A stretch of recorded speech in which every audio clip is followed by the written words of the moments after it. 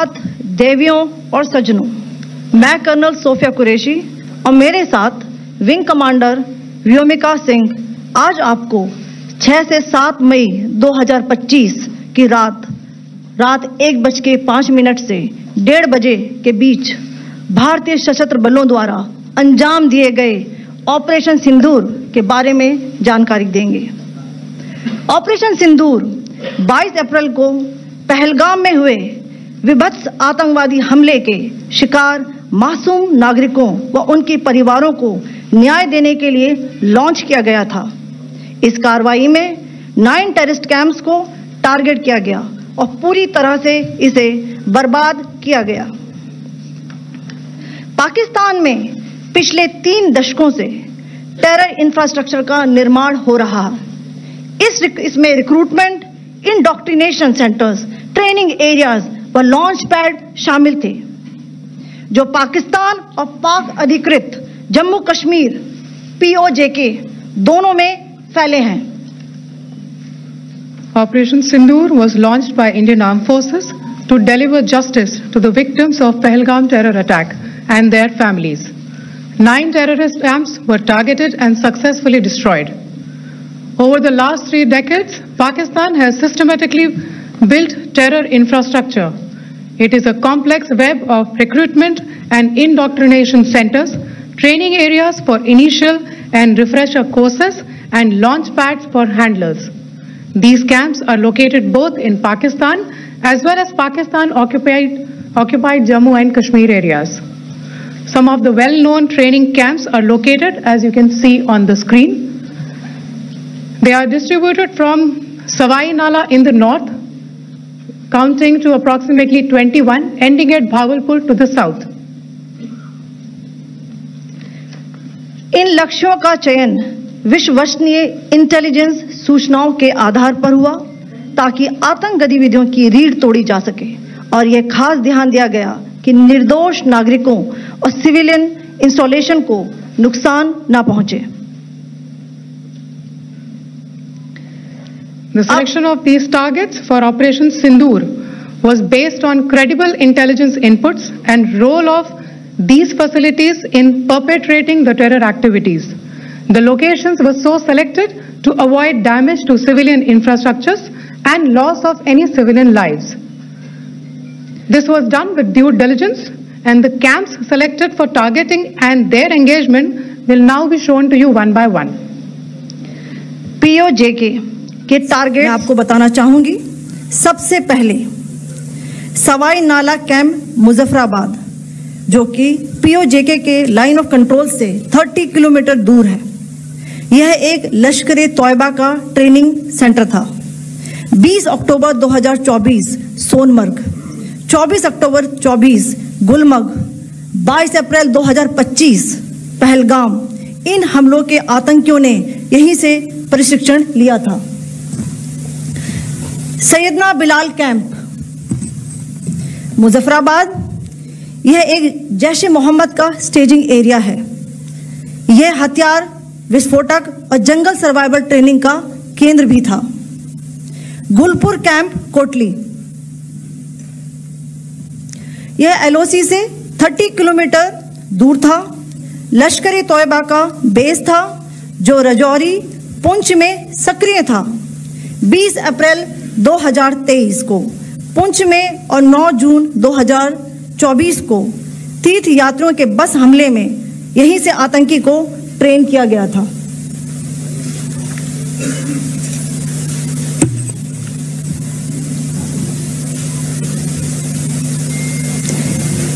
Barnala camp बिंबर, यह LOC से 9 kilometre दूर है। यहां पर हथियार, हैंडलिंग, IED व जंगल सर्वाइवल का प्रशिक्षण केंद्र था। अब्बास कैंप कोटली,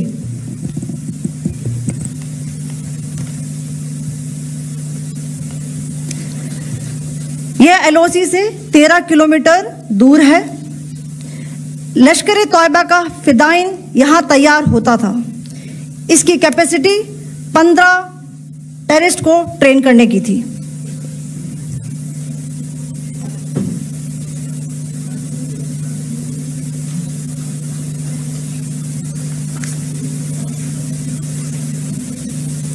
अब मैं पाकिस्तान के अंदर के टारगेट से अवगत कराना चाहूंगी। पहला, सर्जिकल कैंप सियालकोट। यह अंतर्राष्ट्रीय सीमा से 6 किलोमीटर की दूरी पर है, साबा कठुआ के सामने।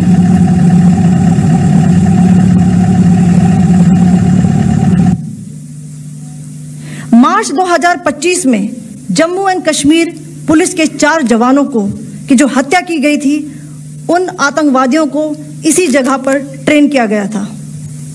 दूसरा, महमूना जाया कैंप सियालकोट। यह 18 से 12 किलोमीटर आईबी से दूर था।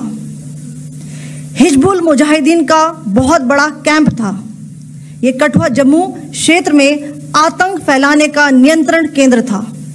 पठानकोट एयरफोर्स बेस पर किया गया हमला भी इसी कैंप से प्लान और डायरेक्ट किया गया था। मरकज ताइबा मुरीद के, यह आईबी से 18 से 25 किलोमीटर दूरी पर है। 2008 के मुंबई हमले के आतंकी भी यहीं से प्रशिक्षित हुए थे। अजमल कसब व डेविड हेडली भी यहां ट्रेन हुए थे।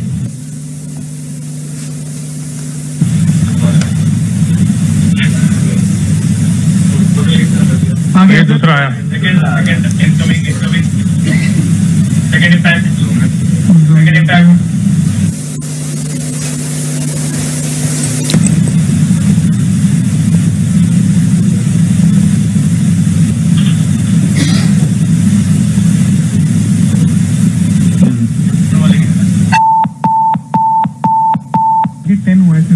टारगेट 10 हुआ, एंक्लोजर सेम ही है। 7 it is hit the target.